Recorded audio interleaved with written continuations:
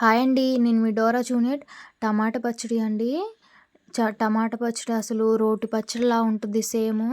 ఆ కాలంలో అమ్మమ్మలు గాని, నానమ్మలు గాని చేసేవాళ్ళు. ఎంత టేస్ట్ అయితే ఎంత బావుండేదంటే అంత బావుండేది.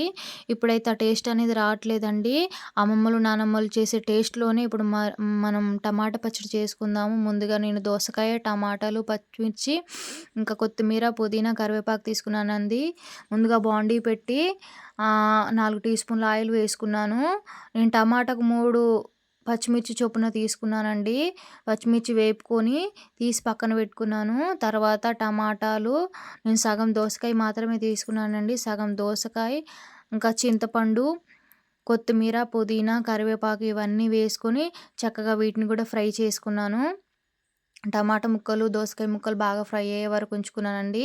ఇంకా మిక్సీ జార్ తీసుకొని అందులో పచ్చిమిర్చి, జీలకర్ర, వెల్లుల్లిపాయలేసి ఒకసారి గ్రైండ్ చేసుకున్నాను. గ్రైండ్ చేసుకున్న తర్వాత తీసి టమాటా ముక్కలు ఏవైతే ఉంటాయో టమాటా ముక్కలు, ఇంకా అలాగే దోసకాయ ముక్కలు, ఉల్లిపాయ ఇంకా ఏసి నేను గ్రైండ్ చేసుకున్నాను. ఇంకా అదే బాండీలో 4 టీ స్పూన్ల ఆయిల్ వేసి జీలకర్ర, ఆవాలు, 2 ఎండుమిర్చి, తర్వాత కొంచెం దంచి పెట్టుకున్న వెల్లుల్లి, కరివేపాకు లేదండి. కరివేపాకు నేను వేయలేదు. ఇంకా రుచికి సరిపడా ఉప్పు వేసి మనం గ్రైండ్ చేసుకున్న టమాటా పేస్ట్ ఏదైతే ఉందో అది వేసుకొని చక్కగా మనం కలుపుకోవాలి. అంతే.